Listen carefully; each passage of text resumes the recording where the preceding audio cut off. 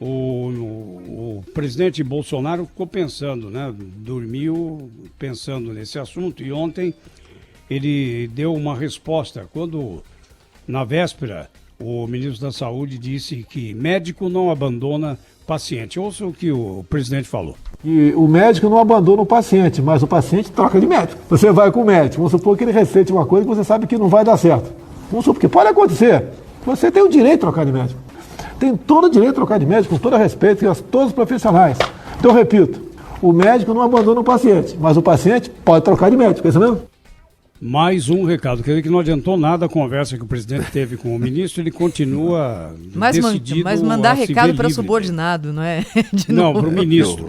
Sim, É para o ministro, porque dele. ontem vazou, né? Vazou aí pela CNN Brasil uma conversa do Onyx Lorenzoni com o Osmar Terra, uma conversa pouco republicana, né, Cláudio? Mas assim, é uma conversa que vale pela futrica, né? Uma conversa para tirar o ministro, só isso. Agora, o Osmar Terra, para quem foi demitido, fala demais, né? Mas assim, o Osmar Terra é ex-ministro, né? O Onyx Lorenzoni não demite ninguém. Na conversa, o que é que ele tem de grave ali? Os dois concordam que o Mandetta está se achando, o que é verdade, mas enfim, pudera, né? O cara com a popularidade que está, né? E são do mesmo partido, né? Nos píncaros da glória, né? Sendo aprovado pela maioria da população. Ele está se achando mesmo, isso é humano, né? É até humano. Eles concordam com isso. E o Onyx disse que se fosse ele o presidente, teria demitido o Mandetta. Só que não é ele o presidente, e o presidente não demitiu o Mandetta. Então é uma conversa Mas de ele comadre, é ministro, né? do presidente, né, Cláudio? E é do mesmo partido, isso que me chama a atenção, é do mesmo partido. É uma questão séria ali, do ponto de vista pessoal, sobretudo, entre o Onyx Lorenzoni e o Mandetta, e também do ponto de vista partidário, que ambos são do Democratas. Agora, isso não significa absolutamente mais nada além disso. Fofoca de uma quinta-feira sem notícia. O que eu achei grave foi o momento em que um deles comenta: faz 2 meses que eu não converso com o Mandetta. Isso dentro de um governo que tem que trabalhar unido, me parece grave. Essa agora, é uma queixa ministros... geral. É uma queixa geral com relação ao ministro da Saúde. Aliás, até o ministro, não sei se ele disse aqui na entrevista que nos concedeu ou na entrevista que concedeu aqui localmente. O governador do DF reclama disso, diz isso. O ministro não conversa com ninguém, ele não fala com governadores, ele não fala com secretários, talvez fale com secretários de estados tipo São Paulo, etc., não sei. Mas a crítica que se faz ao ministro da Saúde é que ele não fala com ninguém mesmo, não.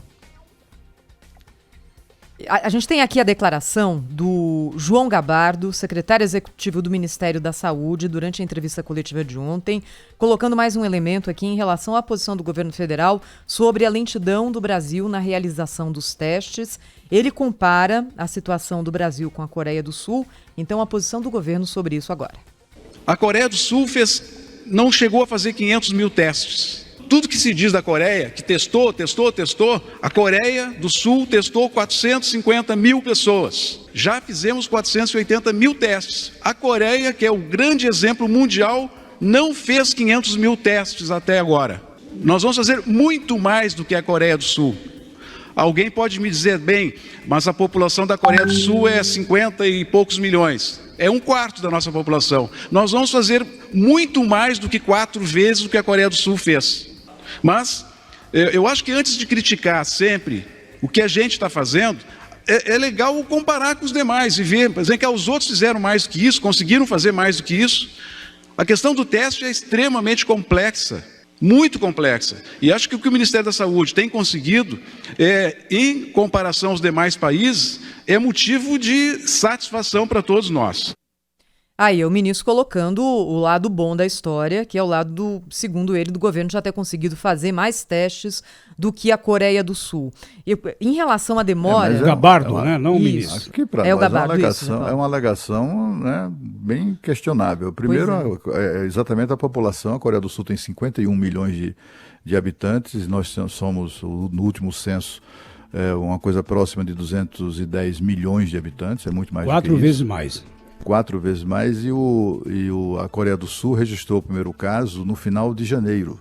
Quer dizer, não foi uma coisa muito distante do Brasil. A Coreia do Sul, nesse período, fazer a mesma quantidade de testes praticamente que o Brasil, enfim, de fato, isso só mostra como o Brasil, né, é meio roda presa nessas providências. E se a gente pensar que o ciclo de vida do vírus é de 10 a 14 dias, se a gente está demorando mais do que 14 dias para concluir os testes, significa que o que a gente tem agora como radiografia do número de casos, do número de infectados, número de curados, não é a radiografia deste momento, é a radiografia de 15, 20 dias atrás.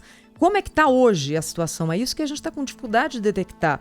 E é uma informação fundamental até para que a gente possa tomar a decisão ali, como os governos, de seguir com quarentena, de afrouxar, de tornar mais rígida. A gente tem que ter a informação do dia. O que já foi, numa situação que muda a cada dia como essa aqui, ficou para trás. Não adianta a gente trabalhar com dados desatualizados para tomar a decisão do que afeta a nossa vida hoje. E, infelizmente, parece que é isso que está acontecendo, né? Estamos falhando nos dados também. Esse que é o ponto, né? Nós precisamos ter mais rapidez. A gente estava falando no começo do programa sobre medidas que estão sendo adotadas de isolamento social, né, que é chamado isolamento ou distanciamento social, e os governos, inclusive o governador de São Paulo, ameaçando prender, arrebentar quem desrespeitar isso. Mas assim, a burocracia brasileira continua a mesma, né? Graças a uma declaração do vice-presidente de redes da Caixa, que aliás entrevistamos aqui no programa, a declaração não foi aqui, mas ele falando sobre, ele advertindo sobre uma coisa que está na lei. Ele e o Onyx Lorenzoni, os dois do lado, sobre o que está na lei. A lei sobre essa ajuda de R$600 para os informais, para as pessoas que estão em situação de pobreza, tem que ter CPF regular. O que aconteceu? Aconteceu que ontem as agências da Receita Federal em todo o país provocaram registraram aglomerações imensas, milhares e milhares de pessoas lá aglomeradas na fila, tem até fotos, imagens disso. E a estupidez, né, da burocracia.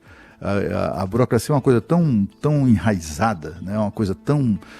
que até na hora de fazer uma lei como essa, os caras nem sequer pensam na estupidez que estão votando e que estão aprovando, e o outro nem pensa na estupidez que está sancionando, né, fazendo uma exigência como essa, que põe as pessoas estão desesperadas, precisando de grana, estão precisando de botar comida na mesa, e de repente, para você tem que ter CPF regular. Aí o cara foi ver se o CPF dele ainda estava válido, o outro que nunca teve CPF teve que tirar CPF. Enfim, imagina a confusão que isso tem provocado desde ontem nas ruas. E o ministro Mandetta continua insistindo na necessidade do isolamento social. Ontem mesmo gravou aí uma mensagem nesse sentido. Nós estamos num momento em que nós vamos colher um pouco dos frutos essa semana das nossas difíceis redução de mobilidade social que fizemos nas últimas 2 semanas. Hoje eu vi que o pessoal começou a andar mais, vamos pagar esse preço ali na frente. Esse vírus adora aglomeração, adora contato, adora que as pessoas achem que ele é inofensivo, e aí as cidades podem pegar a transmissão sustentada. Mais uma irritação para o presidente aí, mais uma fala do ministro Mandetta, e contrariando orientações, né, do seu ministro, do seu ministério, sobre o distanciamento social.